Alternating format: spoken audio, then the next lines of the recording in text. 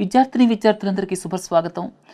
ఇది 9వ module current అఫైర్స్కి సంబంధించి ఇక్కడ కొన్ని విషయాలు అంటే టెర్మినాలజీ గురించి మనం మాట్లాడుకోబోతున్నాం.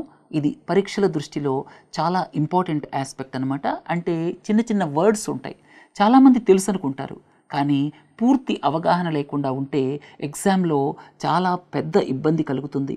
ఉదాహరణకి మీకు చెప్తాను, యూనికార్న్ కంపెనీ మాటిమాటికి వింటూ ఉంటాం, డీప్ స్టేట్ మాటిమాటికి వింటూ ఉంటాం, కానీ చాలామందికి పూర్తి అవగాహన ఉండదు. సో వీటిని అర్థమయ్యేటట్టు చెప్పడానికి చేసేటువంటి చిన్న ప్రయత్నం అనమాట.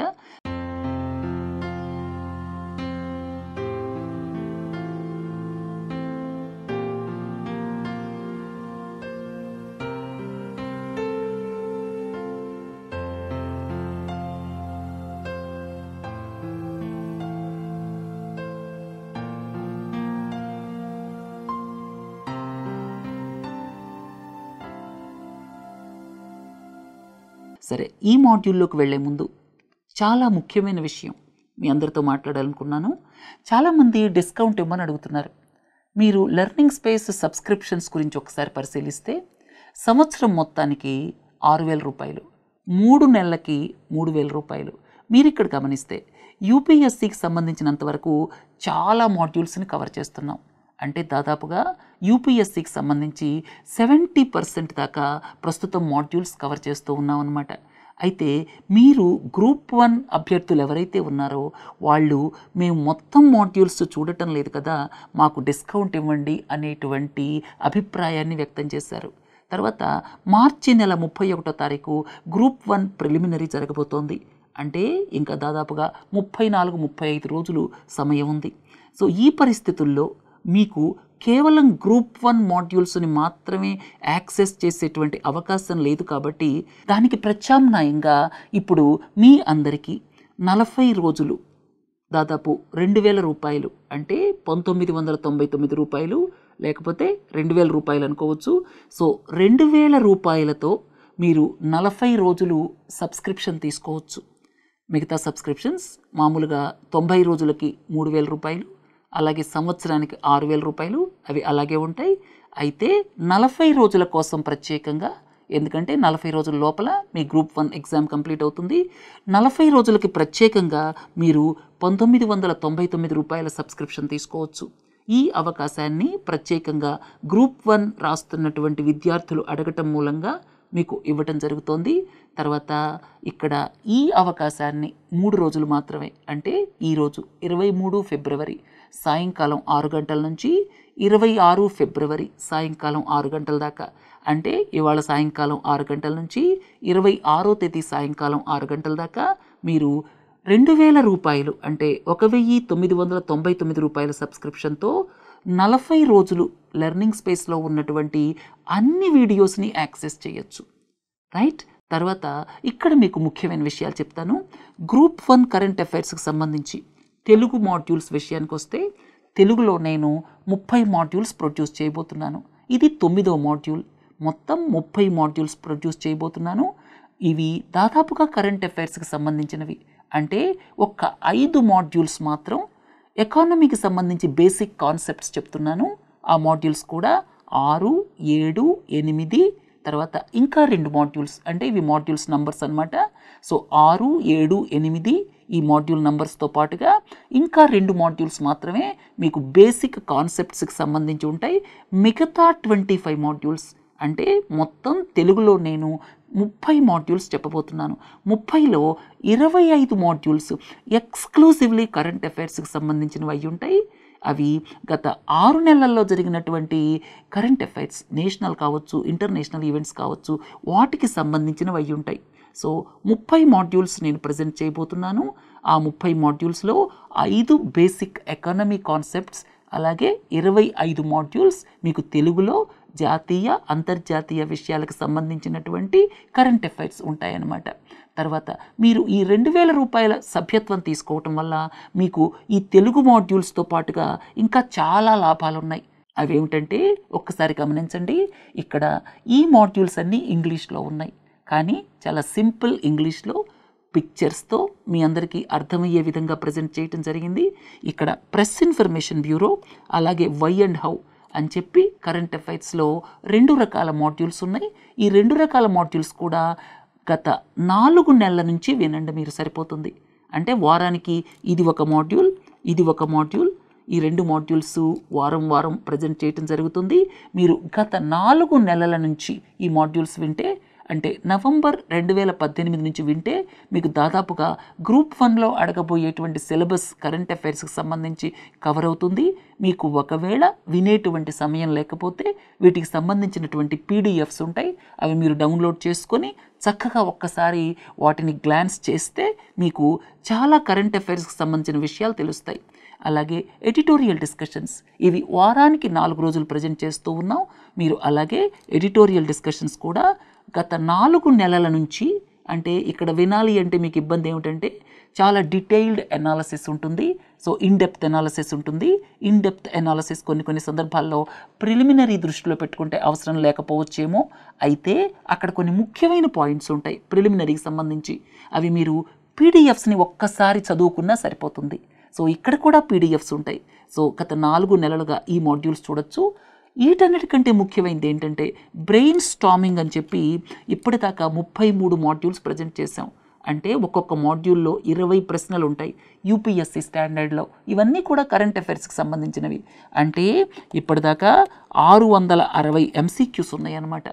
సో ఈ 660 ఎంసీక్యూస్ కూడా మీకు ప్రిలిమినరీ దృష్టిలో చాలా ఉపయోగపడతాయి. రైట్, ఇవన్నీ ఇంగ్లీష్లో ఉన్నప్పటికీ కూడా మీకు చాలా తేలిగ్గా అర్థమవుతాయి.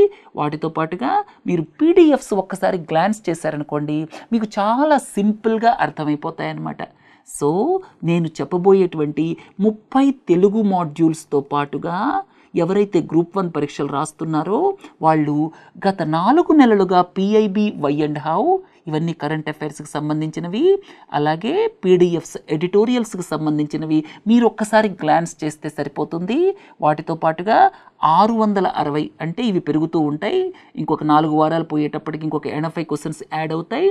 సో ఇక్కడ బ్రెయిన్ స్టార్మింగ్లో కూడా చాలా హై స్టాండర్డ్ క్వశ్చన్స్ ఉన్నాయి. వీటన్నిటినీ మీరు ఒక్కసారి పెర్యూస్ చేయండి. సో ఇక్కడ ఇన్ని రకాలుగా మీకు ఉపయోగపడుతుంది. మీరు పే చేసేది గ్రూప్ 1 పరీక్షల దాకా మీకు ఈ మాడ్యూల్స్ అన్నిటినీ యాక్సెస్ చేయడానికి కేవలం 2000 రూపాయలు. కరెక్ట్గా చెప్పాలంటే 1999 రూపాయలు, 40 రోజులు యాక్సెస్ చేయొచ్చు. స్టూడెంట్స్ ఇంకెవరైనా సరే మిగతా సబ్జెక్ట్స్లో కూడా డౌట్స్ కానీ ఇంకా పూర్తి నాలెడ్జ్ సంపాదించాలి అనుకుంటే మిగతా వాటిల్లో కూడా చాలా మాడ్యూల్స్ ఉన్నాయి. ఆర్ట్ అండ్ కల్చర్ కావచ్చు, జియోగ్రఫీ కావచ్చు, పాలిటీ కావచ్చు, ఎకానమీ కావచ్చు, అవి కూడా అవైలబుల్గా ఉన్నాయి. అంటే లెర్నింగ్ స్పేస్కి సంబంధించినటువంటి ఏ మాడ్యూల్నైనా మీరు 40 రోజుల పరిధిలో మీరు యాక్సెస్ చేయొచ్చు. వీటితో పాటుగా నేను 30 మాడ్యూల్స్ని బేసికల్లీ కరెంట్ అఫైర్స్కి సంబంధించి ప్రొడ్యూస్ చేయబోతున్నాను. రైట్, సో మీకు ఇంతకుముందే చెప్పినట్టుగా 30 మాడ్యూల్స్ తెలుగులో ప్రొడ్యూస్ చేస్తాను. మీరు ఇప్పుడు వింటున్నటువంటిది 9వ మాడ్యూల్ అనమాట. రైట్, సో మీకు వివరించినట్లుగా మీరు 2000 రూపాయలు, అంటే 1999 రూపాయలతో 40 రోజుల సభ్యత్వాన్ని పొందొచ్చు. తర్వాత మీకు ఏ మాడ్యూల్ ఎక్కడ ఉంది, యాక్సెస్ చేయటంలో ఏదైనా ప్రాబ్లం ఉంటే, మీకు ఇంకేదైనా డౌట్స్ ఉన్నా ఇక్కడ నంబర్స్ ఇవ్వబడినాయి, ఈ నంబర్స్లో మీరు మాట్లాడండి. రైట్, సో మీ అందరికీ బెస్ట్ విషెస్ చెప్తూ మీ గ్రూప్ 1 ప్రయాణంలో లెర్నింగ్ స్పేస్ భాగస్వామి కావాలని కోరుకుంటూ ఇంతటితో సెలవు. నమస్తే.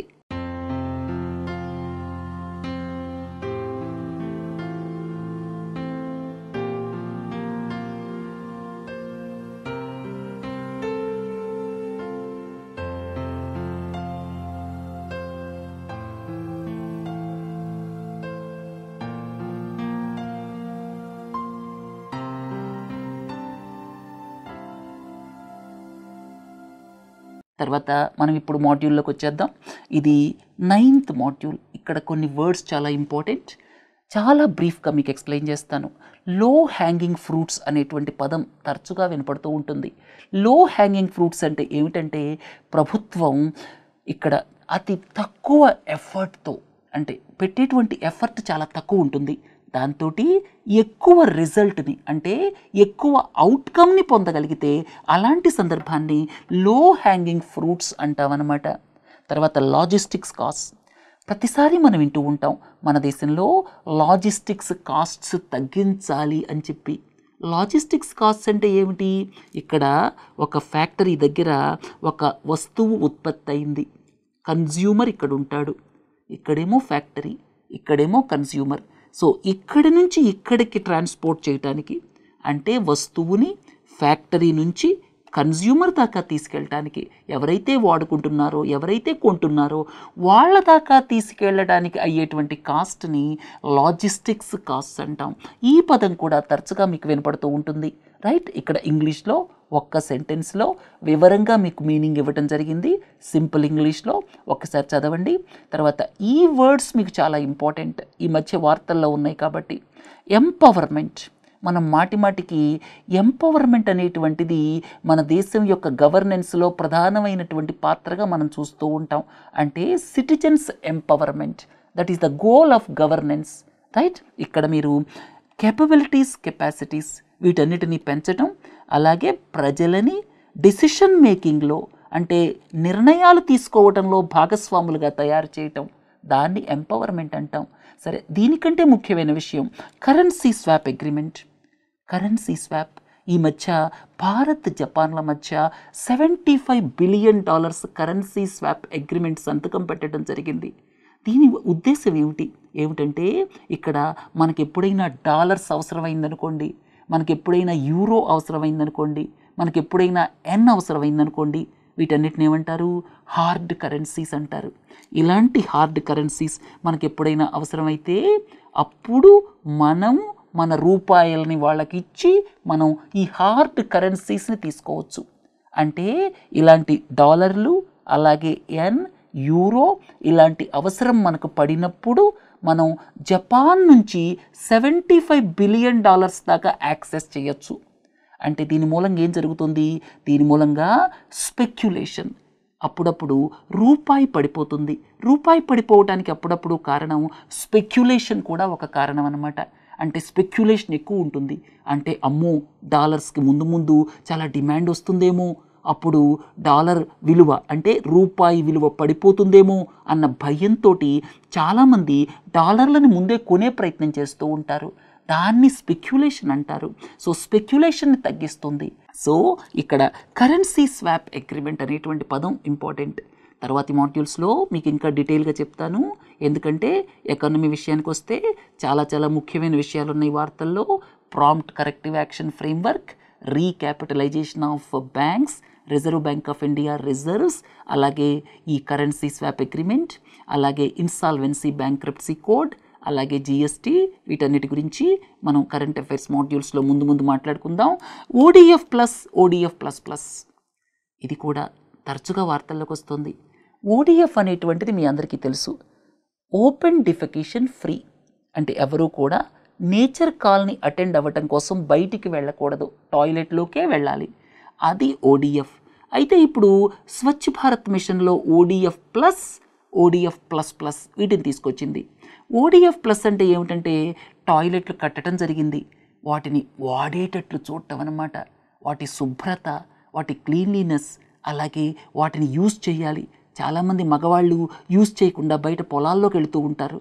సో అది లేకుండా వాళ్ళని టాయిలెట్స్ యూజ్ చేయటం కోసం ఓడిఎఫ్ ప్లస్. తర్వాత ఓడిఎఫ్ ప్లస్ అంటే ఏదైతే సీవేజ్ ఉందో దాన్ని బయట వదలకుండా దానికి ప్రాపర్గా మనం ప్రొటెక్ట్ చేయటం. అంటే ప్రొటెక్ట్ చేయటం అంటే ప్రాపర్గా దాన్ని మనం డిస్పోజ్ చేయటం అన్నమాట. అంటే దానికి సంబంధించినంత వరకు సీవేజ్ డిస్పోజల్ అంటాం. అది చాలా ఇంపార్టెంట్ ఆస్పెక్ట్ అనమాట. దాని ట్రీట్మెంట్, డిస్పోజల్ వీటన్నిటి మీద దృష్టి పెట్టడాన్ని ఓడిఎఫ్ ప్లస్ అంటారు. సో ఓడిఎఫ్ తర్వాత స్వచ్ఛ భారత్ మిషన్లో నెక్స్ట్ ఫేజ్లో మనం ఓడిఎఫ్ ప్లస్ అనేటువంటి 2 పదాల గురించి మాట్లాడుకుంటున్నాం. మీరు ఒకవేళ అర్బన్ ఏరియాస్ చూశారనుకోండి, ఓడిఎఫ్ ప్లస్లో ఓపెన్గా యూరినేషన్ కూడా చేయకూడదు. అంటే ఓడిఎఫ్ ప్లస్లో అర్బన్ ఏరియాస్లో ఓపెన్ యూరినేషన్ ఫ్రీ కూడా ఇంక్లూడ్ చేశారు. అంటే ఎవరు కూడా బయట మూత్ర విసర్జన చేయకూడదు అనమాట. తర్వాత ఇన్వర్టెడ్ డ్యూటీ స్ట్రక్చర్, అంటే ఇది చాలా ఇంపార్టెంట్ వర్డ్ ఎకానమీలో. ఇక్కడ ఏంటంటే సపోజ్ మీరు ఒక మలేషియా లాంటి కంట్రీ నుంచి రబ్బర్ దిగుమతి చేసుకున్నారు, అలాగే టైర్లు దిగుమతి చేసుకున్నారు. రబ్బరు టైర్లు రెండు దిగుమతి చేసుకున్నారు. ఇక్కడ దిగుమతి చేసుకునేటప్పుడు రబ్బర్ మీద ఇంపోర్ట్ డ్యూటీ ఎక్కువ ఉండి టైర్ల మీద ఇంపోర్ట్ డ్యూటీ తక్కువ ఉంటే దాన్ని ఇన్వర్టెడ్ డ్యూటీ స్ట్రక్చర్ అంటారు. రబ్బర్ మీదేమో ది డ్యూటీ ఎక్కువ ఉంటుంది, టైర్ల మీదేమో ది ఇంపోర్ట్ డ్యూటీ తక్కువ ఉంటుంది. అలాంటి సందర్భంలో ఏమవుతుంది, మన డొమెస్టిక్ ఇండస్ట్రీ ఎఫెక్ట్ అవుతుంది. ఎందుకని, బయట నుంచి మనం రబ్బర్ కొనుక్కొచ్చి ఇక్కడ మనం టైర్లు తయారు చేస్తే ఇక్కడ కాస్ట్ ఎఫెక్టివ్గా మనం చేయలేము. ఎందుకు చేయలేము, మనకి రబ్బర్ని ఇంపోర్ట్ చేసేటప్పుడు దాని మీద ఇంపోర్ట్ డ్యూటీ చాలా ఎక్కువ ఉంది. టైర్లు దిగుమతి చేసుకున్నామనుకోండి ఇంపోర్ట్ డ్యూటీ తక్కువ ఉంది. కాబట్టి మన దేశంలో టైర్లు తయారు చేసామనుకోండి ఎక్కువ ఇంపోర్ట్ డ్యూటీ రబ్బర్ మీద ఉండటం వల్ల ఏమవుతుంది, మనం దిగుమతి చేసుకునే టైర్లు యొక్క కాస్ట్ తక్కువ ఉంటుంది. దీని మూలంగా మన దేశంలో మ్యానుఫ్యాక్చరింగ్ సెక్టర్ ఎఫెక్ట్ అవుతుంది. దీన్ని ఏమంటారు, ఇన్వర్టెడ్ డ్యూటీ స్ట్రక్చర్ అంటారు. సో కొన్ని ప్రోడక్ట్స్ మీద ఇన్వర్టెడ్ డ్యూటీ ఉండటం వల్ల మన దేశంలో మ్యానుఫ్యాక్చరింగ్ సెక్టర్ ఎఫెక్ట్ అవుతుంది అనేటువంటి దాంట్లో ఇన్వర్టెడ్ డ్యూటీ అనేటువంటి పదం వాడుకలోకి వచ్చింది. తర్వాత రెట్రోస్పెక్టివ్ ఎఫెక్ట్, ఇది కూడా చాలా ఇంపార్టెంట్ వర్డ్. రెట్రోస్పెక్టివ్ ఎఫెక్ట్ అంటే ఏమిటంటే, సపోజ్ ఇవాళ ఏదైనా ఒక చట్టాన్ని తెచ్చి దాన్ని పోయిన సంవత్సరం నుంచి అమలు చేశారనుకోండి, అంటే ఇవాళ ఏదైనా సరే ట్యాక్స్కి సంబంధించినటువంటి ఒక చట్టాన్ని తెచ్చి క్రితం సంవత్సరం నుంచి అమలు చేశారనుకోండి, అప్పుడు దాన్ని ఏమంటారంటే రెట్రోస్పెక్టివ్ ఎఫెక్ట్ అంటారు. ఇవాళ చట్టాన్ని తీసుకొచ్చి ఇవాళ నుంచి అమలు చేశారనుకోండి ప్రాస్పెక్టివ్ ఎఫెక్ట్ అంటాం. అలాగే ఇంకో పదం డీప్ స్టేట్. డీప్ స్టేట్ అనేటువంటిది తరచుగా పాకిస్తాన్ విషయంలో వాడుతూ ఉంటాం. ఇక్కడ డీప్ స్టేట్ అంటే ఏమిటంటే, జ్యుడిషియరీ కానీ ఆర్మీ కానీ సీక్రెట్గా మ్యానిప్యులేషన్ చేస్తూ ఉంటే డీప్ స్టేట్ అంటాం. మన దేశం తీసుకున్నాం అనుకోండి, మన దేశంలో ఆర్మీ కానీ అంటే మిలిటరీ కానీ జ్యుడిషియరీ కానీ జనరల్గా మ్యానిప్యులేట్ చేయవు. ఇక్కడ మ్యానిప్యులేషన్ చేసేటువంటి సీక్రెట్ పవర్స్ వీళ్ళు తీసుకోరు. పాకిస్తాన్ లాంటి కంట్రీ తీసుకున్నారనుకోండి, ప్రభుత్వం ఏం చేస్తుందో మనందరికీ తెలుసు, కానీ సీక్రెట్గా అక్కడ జ్యుడిషియరీ కావచ్చు ఆర్మీ కావచ్చు వాళ్ళు చాలా యాక్టివిటీస్ చేస్తూ ఉంటారు. అందుకే పాకిస్తాన్ని డీప్ స్టేట్ అంటారు. సరే, ఈ విషయాన్ని ఇంతటితో వదిలేసి యూనివర్సల్ హెల్త్ కవరేజ్ అంటే ఏమిటి? యూనివర్సల్ హెల్త్ కవరేజ్ అంటే ఏంటంటే, ఇక్కడ డబ్బులు లేకపోవటం వల్ల ఎవ్వరూ కూడా సఫర్ అవ్వకూడదు. అంటే ఎలాంటి వాళ్ళకి ఏ రకమైన సమస్య వచ్చినా సరే, అది ప్రమోటివ్ హెల్త్ కేర్ కావచ్చు, ప్రివెంటివ్ హెల్త్ కేర్ కావచ్చు, పాలియేటివ్ హెల్త్ కేర్ కావచ్చు. పాలియేటివ్ హెల్త్ కేర్ అంటే ఏమిటి? క్యాన్సర్ పేషెంట్స్ ఉంటారు, అలాంటి వాళ్ళకి పాలియేటివ్ హెల్త్ కేర్ అంటాం. అంటే వాళ్ళ జీవితంలో వాళ్ళ జీవిత కాలాన్ని జస్ట్ మనం జాగ్రత్తగా చూసుకుంటూ పొడిగించగలం, అంతే తప్పితే వాళ్ళు ఎక్కువ కాలం బ్రతకరు. అలాంటి సందర్భంలో మనం చేసేటువంటి కేర్ని పాలియేటివ్ హెల్త్ కేర్ అంటాం. సో ఇక్కడ యూనివర్సల్ హెల్త్ కవరేజ్ అంటే ఏమిటంటే, డబ్బులతో సంబంధం లేకుండా పేదవాడు కావచ్చు ధనికుడు కావచ్చు, వాడికి హెల్త్ కేర్ అనేటువంటిది గ్యారంటీగా దొరకాలి. డబ్బులు ఉంటేనే హాస్పిటల్ కాదు, డబ్బులున్నా లేకపోయినా వాడు హాస్పిటల్కి వెళ్ళగలగాలి, అంటే వాడికి సరైన వైద్యం అందగలగాలి. అది universal health care.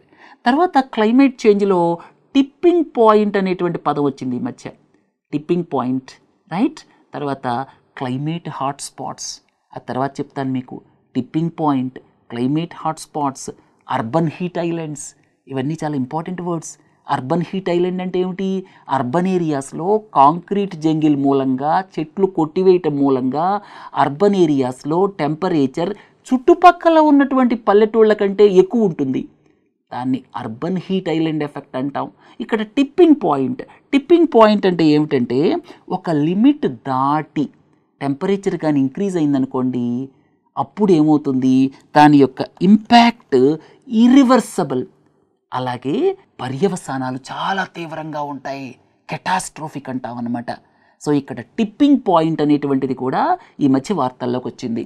Transactional relationships అంటే ఇక్కడ మనం డొనాల్డ్ ట్రంప్ గారిని గుర్తుపెట్టుకోవాలి. డొనాల్డ్ ట్రంప్ విషయానికి వచ్చేసరికి రిలేషన్షిప్ దేశాల మధ్య ట్రాన్సాక్షనల్ రిలేషన్షిప్ అంటాం. ఇప్పుడు మీరు ఒక దేశానికి ఇంకో దేశానికి రిలేషన్షిప్ చూస్తే ఒకటి ట్రాన్సాక్షనల్ రిలేషన్షిప్, ఇంకోటి ట్రాన్స్ఫర్మేషనల్ రిలేషన్షిప్. ట్రాన్సాక్షనల్ రిలేషన్షిప్ అంటే ఏమిటంటే కేవలం వస్తువులు కొనటం, అంటే గూడ్స్ అండ్ సర్వీసెస్. మన దగ్గర ఎన్ని ఆర్మ్స్ కొన్నారు, మనకి ఎంత గూడ్స్ సరఫరా చేశారు, మనం ఎన్ని గూడ్స్ ఇంపోర్ట్ చేసాం, వాటి మీద మాత్రమే ఆధారపడి ఉండేటువంటి రిలేషన్ని ట్రాన్సాక్షనల్ రిలేషన్షిప్ అంటాం.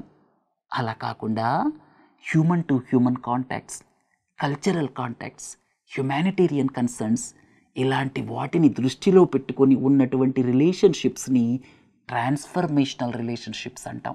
ఈ ట్రాన్సాక్షనల్ రిలేషన్షిప్స్ అనేటువంటి పదం తరచుగా మనం వింటూ ఉన్నాం. తర్వాత total fertility rate. Total fertility rate అంటే ఏమిటంటే ఒక మహిళ యావరేజ్గా ఎంతమంది పిల్లల్ని కంటుంది, అది టోటల్ ఫెర్టిలిటీ రేట్. మన దేశంలో దగ్గర 2.1 అనమాట యావరేజ్. తర్వాత యావరేజ్ 2.1 అయితే దాన్ని ఏమంటారంటే రిప్లేస్మెంట్ లెవెల్ ఆఫ్ ఫెర్టిలిటీ అంటాం.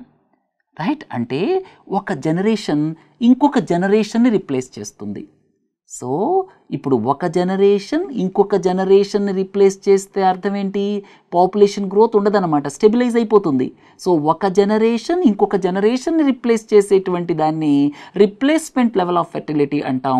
ఈ టోటల్ ఫెర్టిలిటీ రేట్ అనేటువంటిది ఇంపార్టెంట్ పదం, గుర్తుపెట్టుకోండి. తర్వాత అలాగే లేబర్ ఫోర్స్ పార్టిసిపేషన్ రేట్ కూడా ఇంపార్టెంట్ పదం. ఇంకొక క్లాస్లో మనం total labour force participation rate గురించి మాట్లాడుకుందాం. తర్వాత కాన్సెన్సస్, WTO ఉదాహరణ. WTO ఉదాహరణ అంటే ఏమిటంటే అందరూ అగ్రీ అవ్వాలి. అంటే ఒక నిర్ణయం తీసుకోవటానికి అందరూ అగ్రీ అయితే తప్పితే ఆ నిర్ణయం తీసుకోలేరు. దాన్ని ఏమంటారంటే కాన్సెన్సస్ అంటాం. మీరు ఇక్కడ యునైటెడ్ నేషన్స్ జనరల్ అసెంబ్లీ ఉందనుకోండి, అక్కడ మెజారిటీ ఉంటుంది, అక్కడ కాన్సెన్సస్ కాదు, మెజారిటీ బట్టి డెసిషన్స్ తీసుకుంటారు. సరే, మెజారిటీ ఎంత అనేది పక్కన పెట్టండి, కానీ WTO ఉందనుకోండి, WTOలో మొత్తం 164 మెంబర్స్ ఉన్నారు. సో వీళ్ళందరూ అగ్రీ అవ్వాలి, దాన్ని కాన్సెన్సస్ బేస్డ్ ఆర్గనైజేషన్ అంటాం.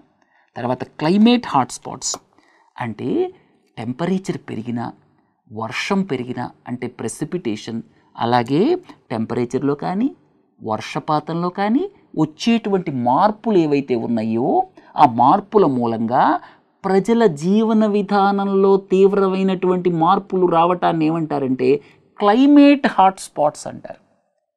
రైట్, సో ఇక్కడ నెగిటివ్గా ఎఫెక్ట్ చేస్తాయి అన్నమాట లివింగ్ కండిషన్స్ని, వీటిని క్లైమేట్ హాట్స్పాట్స్ అంటాం. తర్వాత ఈ మధ్య వరల్డ్ బ్యాంక్ క్లైమేట్ హాట్స్పాట్స్ గురించి రిపోర్ట్ ఇచ్చింది. ఆ రిపోర్ట్ ప్రకారం ఇన్లాండ్ ఏరియాస్ అంటే లోపల ఉన్నటువంటి ఏరియాస్ ఎక్కువ ఎఫెక్ట్ అవుతాయి కోస్టల్ ఏరియాస్ కంటే.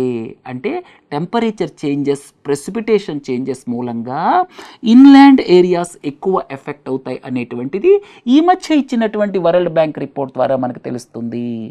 A2+FL, కాంప్రహెన్సివ్ కాస్ట్, ఈ 3 పదాలు చాలా ఇంపార్టెంట్. ఎందుకంటే ప్రభుత్వం A2+FL ప్లస్ 50% దాన్ని బేస్ చేసుకొని గవర్నమెంట్ ఏం చేసింది, మినిమం సపోర్ట్ ప్రైస్ ఫిక్స్ చేసింది. గవర్నమెంట్ ఫిక్స్ చేసినటువంటి మినిమం సపోర్ట్ ప్రైస్ ఏమిటంటే A2+FL ప్లస్ 50%. రైట్, A2 అంటే ఏమిటి? A2 అంటే ఏమిటంటే ఇక్కడ వ్యవసాయం చేయటానికి అయ్యేటువంటి ఖర్చులన్నీ, అది యాక్చువల్ పెయిడ్ అవుట్ కాస్ట్, దాన్ని A2లో పెట్టారు. మీరు ఇదంతా చదవండి. అంటే ఇక్కడ ఫెర్టిలైజర్స్ ఉంటాయి, కెమికల్స్ ఉంటాయి, తర్వాత చాలా ఎక్స్పెన్సెస్ ఉంటాయి, అవన్నీ కలిపితే actual paid out cost A2 అంటాం.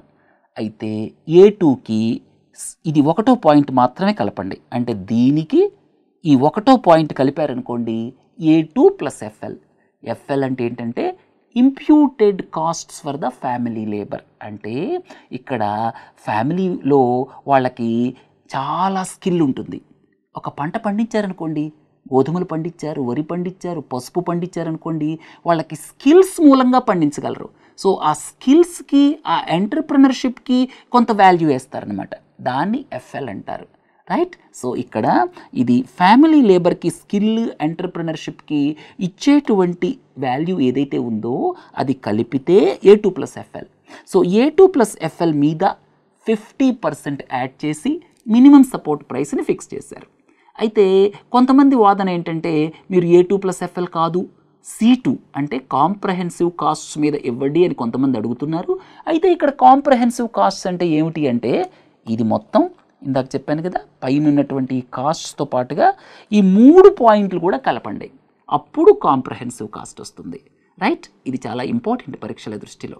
రైట్, కాంప్రహెన్సివ్ కాస్ట్లో A2+FLకి మనం ఏవైతే తీసుకున్నామో వాటితో పాటుగా imputed rent for the owned land, interest on the owned fixed capital, ఇవి కూడా యాడ్ చేస్తాం అన్నమాట.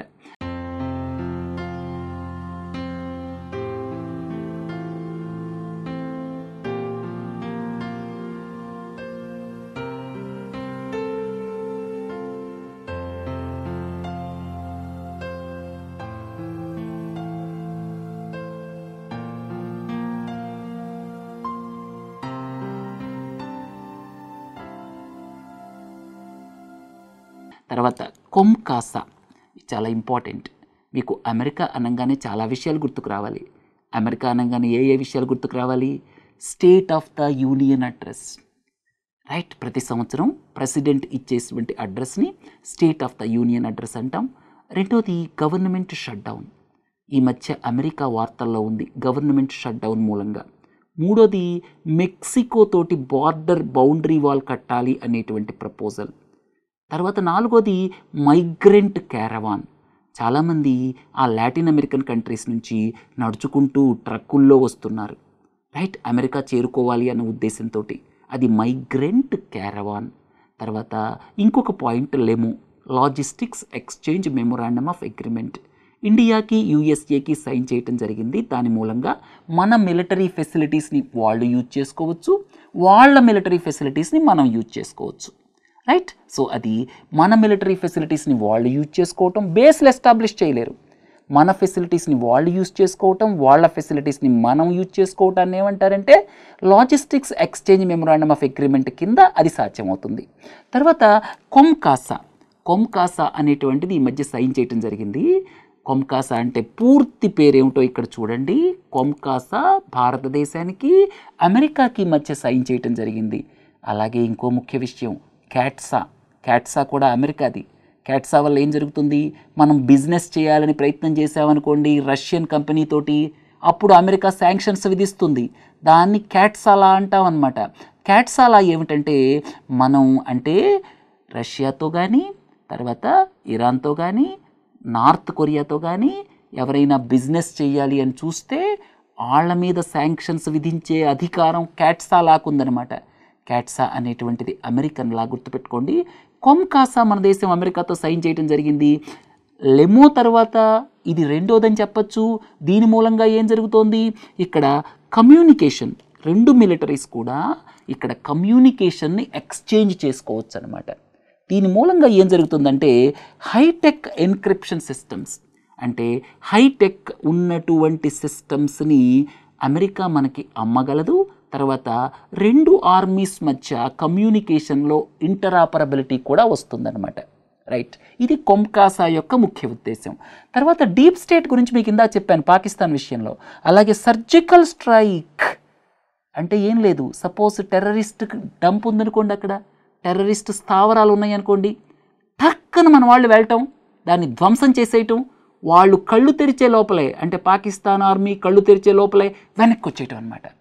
సర్జికల్ స్ట్రైక్ అంటే అది స్పెసిఫిక్గా టార్గెట్ని టకామని స్ట్రైక్ చేసి దాన్ని డిస్ట్రాయ్ చేసి వచ్చేయటం. రైట్, అది ఫుల్ బ్లోన్ వార్ లాగా కాకూడదు, అంటే అది యుద్ధానికి దారి తీయకూడదు. రైట్, వాటిని ఏమంటారంటే సర్జికల్ స్ట్రైక్స్ అంటారు. తర్వాత మోస్ట్ ఫేవర్డ్ నేషన్ స్టేటస్ని భారతదేశం పాకిస్తాన్తో విత్డ్రా చేసింది. మోస్ట్ ఫేవర్డ్ నేషన్ అంటే ఏమిటంటే నాన్ డిస్క్రిమినేషన్ అనమాట. రైట్, ఇది మళ్ళీ ఇంకొక క్లాస్లో చెప్పుకుందాం. ఇంటిగ్రేటెడ్ థియేటర్ కమాండ్ అంటే ఏమిటి? ఇంటిగ్రేటెడ్ థియేటర్ కమాండ్ అంటే ఆర్మీ, నేవీ, ఎయిర్ ఫోర్స్, 3 సంస్థలు ఉన్నాయని మీకు తెలుసు కదా, ఆర్మీ, నేవీ, ఎయిర్ ఫోర్స్. ఇక్కడ ఏంటంటే మనుషులు అలాగే వాళ్ళ యొక్క ఆర్మ్స్ అండ్ ఎమ్యూనిషన్ అన్నీ కూడా ఒక పరిధిలో, అంటే ఇక్కడ వీళ్ళకి సంబంధించినటువంటి మ్యాన్ పవరు, ఎసెట్స్ ఇప్పుడు ఎలా ఉంది, ముగ్గురు వేరువేరుగా చూస్తున్నారు. వాళ్ళ బాస్ వేరు, వీళ్ళ బాస్ వేరు, వీళ్ళ బాస్ వేరు. ఇలాంటప్పుడు ప్రాబ్లం ఏమవుతుంది? కోఆర్డినేషన్ కష్టమైపోతుంది. కాబట్టి వీళ్ళందరినీ ఒక్క అధికారి కింద పెట్టడాన్ని ఇంటిగ్రేటెడ్ థియేటర్ కమాండ్ అంటాం. తర్వాత విండ్ రష్ జనరేషన్ అనేటువంటిది కూడా వార్తల్లోకి వచ్చింది. మీ అందరికీ కొన్ని ముఖ్యమైన విషయాలు చెప్పాలి. బ్యాక్ స్టాప్ అనే పదం వార్తల్లోకి వచ్చింది బ్రెగ్జిట్ మూలంగా.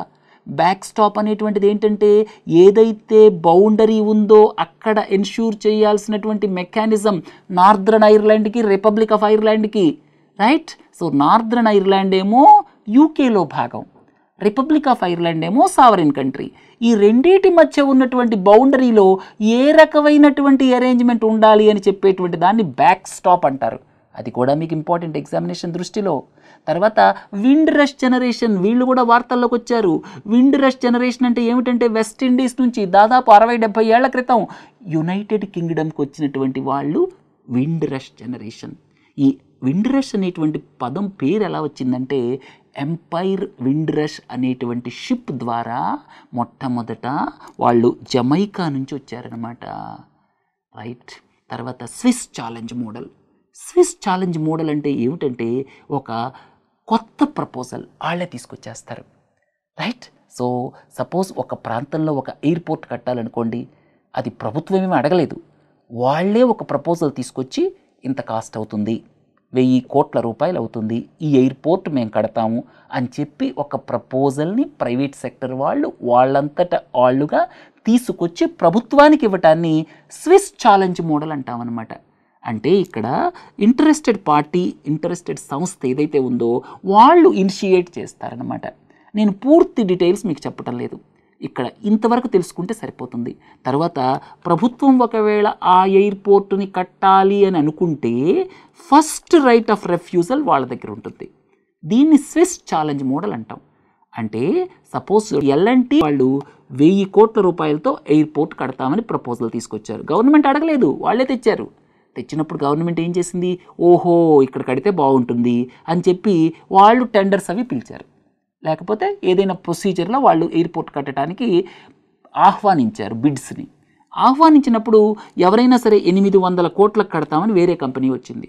అప్పుడు నువ్వు 800 కోట్లకు కడతావా అని ఎల్ఎన్టీని ప్రభుత్వం అడగాలి. దాన్ని ఏమంటారంటే ఫస్ట్ రైట్ ఆఫ్ రెఫ్యూజల్. ఒకవేళ ఎల్ఎన్టీ వాళ్ళు ఓకే మేము 800 కోట్లకు కడతాము అంటే అది ఎల్ఎన్టీకే ఇవ్వాలి, వాళ్ళు కట్టలేము అంటే రెండో వాళ్ళకి వెళ్తుంది. సో స్విస్ ఛాలెంజ్ మోడల్ ఇదనమాట. అసెట్ లయబిలిటీ మిస్ మ్యాచ్, ఈ పదం కూడా మీకు వార్తల్లోకి వస్తుంది. ఇది IL&FS ఈ మధ్య ఫెయిల్ అయింది కదా. IL&FS ఫెయిల్ అయిన సందర్భంలో అసెట్ లయబిలిటీ మిస్ మ్యాచ్ అనేటువంటి పదం వార్తల్లోకి వస్తుంది. IL&FS ఫెయిల్ అవ్వడానికి ప్రధాన కారణం ఏంటి? Asset liability miss match. ఏం చేశారు వాళ్ళు? తక్కువ డ్యూరేషన్కి అప్పు తీసుకొచ్చారు. అప్పు తీసుకొచ్చిందేమో 1 year డ్యూరేషన్, లోన్లేమో ప్రాజెక్టులకు ఇచ్చారు. ప్రాజెక్టులకి లోన్లు ఇస్తే వాళ్ళకి లోన్లు ఇవ్వటం అసెట్స్ అనమాట. సో ప్రాజెక్టులకు లోన్లు ఇస్తే అవి 20 ఏళ్ళు పే చేస్తారు, వాళ్ళు 30 ఏళ్ళు పే చేస్తారు. కానీ వీళ్ళు లోన్ తీసుకొచ్చిన డబ్బు ఎక్కడ?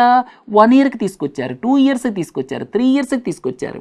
దీని మూలంగా ఏమవుతుందంటే అసెట్ లయబిలిటీ మిస్ మ్యాచ్ అవుతుందన్నమాట, రైట్? సో ఇది IL&FS ఫెయిల్ అవ్వటానికి ప్రధాన కారణం ఏంటంటే asset liability miss match. Over heating of the economy, అందరి జేబుల్లో డబ్బులు ఉన్నాయి. అలాంటి సందర్భంలో అంటే మనీ సర్క్యులేషన్ బాగా ఎక్కువ ఉన్నప్పుడు ఇన్ఫ్లేషన్ అవుతుంది, ప్రతి ఒక్కళ్ళు వస్తువు కొనాలనుకుంటారు, డిమాండ్ పెరుగుతుంది. అలాంటప్పుడు ఏర్పడేటువంటి సిచ్యువేషన్ ఏమంటారంటే overheating of the economy అంటారు, రైట్? అది ఇన్ఫ్లేషన్కి దారితీయచ్చు, right? So overheating of the economy. ఈ మధ్య వార్తల్లోకి రీజనరేటివ్ బ్రేకింగ్ సిస్టమ్ అని వచ్చింది.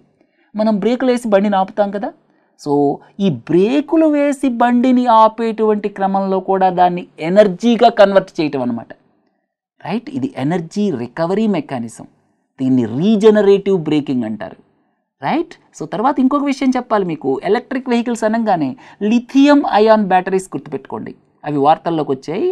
ఎందుకని? గవర్నమెంట్ ఎలక్ట్రిక్ వెహికల్స్ని ప్రమోట్ చేయాలని చూస్తుంది కాబట్టి. ఫీబేట్, ఇది ఒక వెరీ వెరీ ఇంపార్టెంట్ వర్డ్. ఇక్కడ రివార్డింగ్ ఎనర్జీ ఎఫిషియంట్ ప్రాక్టీసెస్, ఎవరైనా సరే ఎన్విరాన్మెంటల్ ఫ్రెండ్లీ ప్రాక్టీసెస్ ఫాలో అయితే వాళ్ళకి అవార్డ్స్ ఇవ్వటం.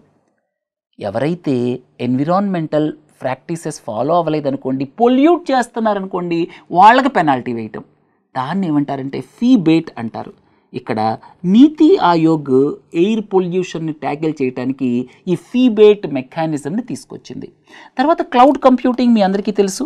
ఇక్కడ కంప్యూటింగ్ రిసోర్సెస్ని ఆన్ డిమాండ్ సప్లై చేయటం అనమాట. మనం వాడుకున్న దానికే డబ్బులు కడతాం, రైట్. ఇది క్లౌడ్ కంప్యూటింగ్ అనమాట. మనం ఈ హార్డ్వేర్ సాఫ్ట్వేర్ కొనేటువంటి బాధ మనకు తప్పుతుంది.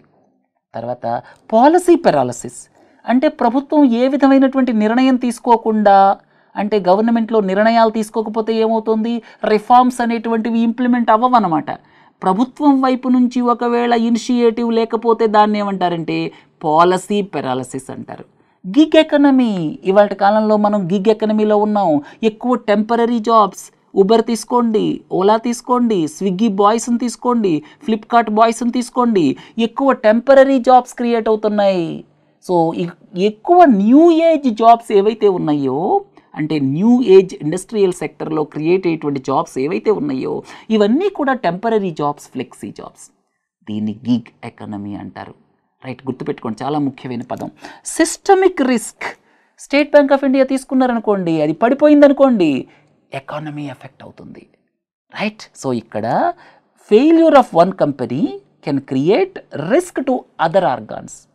అంటే ఒక పెద్ద సంస్థ పడిపోతే దాని మూలంగా ఎకానమీలో చాలా విభాగాలు ఎఫెక్ట్ అయ్యేటువంటి రిస్క్ని ఏమంటారంటే సిస్టమిక్ రిస్క్ అంటామన్నమాట. అయితే ఇక్కడ అలాంటి పెద్ద పెద్ద సంస్థల్ని టూ బిగ్ టు ఫెయిల్ అంటాం. స్టేట్ బ్యాంక్ ఆఫ్ ఇండియా ఉందనుకోండి, టూ బిగ్ టు ఫెయిల్, ఎందుకంటే అది ఫెయిల్ అయితే దాని పర్యవసానాలు చాలా ఉంటాయి. తర్వాత కాంటేజియన్ రిస్క్.